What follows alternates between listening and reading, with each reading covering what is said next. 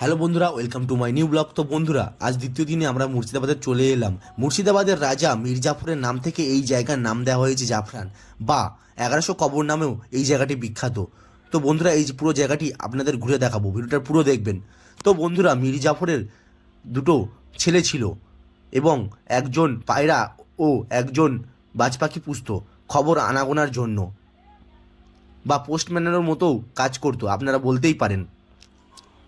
সেই দুটো পাখি মারা যাওয়ার কারণে এদের এখানেই তাদের কবর তৈরি করা হয়। তাই জন্যই মীর জাফরের পত্নী বলেছিলেন মীর জাফরকে যে আমাদের বংশে যারাই মারা যাক না কেন এই স্থানেই কবর দেওয়া হবে। তাই জন্য মীর জাফরের বংশের যেই মারা যাক না কেন এই স্থানে তাদের কবর দেওয়া হয়। তাদের বংশের প্রত্যেকের কবরই এই স্থানে স্থাপন করা হয়। আপনারা দেখতেই পাচ্ছেন বন্ধুরা, প্রত্যেক দিন এই প্রত্যেকটা কবরের নিচে প্রদীপ জ্বালানো হয় এবং এই কবরগুলিকে পরিচ্ছন্ন রাখা হয়। আপনারা দেখতেই পাচ্ছেন এই স্থানটি 1100 কবর নামেও বিখ্যাত। কিন্তু এই স্থানে 1100 বেশিও কবর স্থাপন করা আছে। এই স্থানটা কিছুটা গার্ডেনও ছিল, সেই গার্ডেনটিকে কবর স্থান তৈরি করা হয়েছে।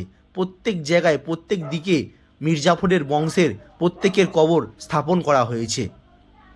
আর আপনারা দেখতেই পাচ্ছেন এইটি হচ্ছে এই সাদা অংশের এইটি হচ্ছে মীর জাফরের কবর এবং তাদের এই দুই ছেলের এই পাশাপাশি কবর। এখানে মীর জাফরের বংশের প্রত্যেকের কবর স্থাপন করা আছে। এখনও কলকাতার আর মুর্শিদাবাদের হাজারদুয়ারির পেছনে মীর জাফরের বংশধর অনেকেই বেঁচে আছে। তাদেরও কেউ মারা গেলে তাদের কবর এখানেই স্থাপন করা হয়। এবং সামনে যেই ঘরটি দেখতে পাচ্ছেন সেটি হচ্ছে মীর জাফরের পত্নী ঘর।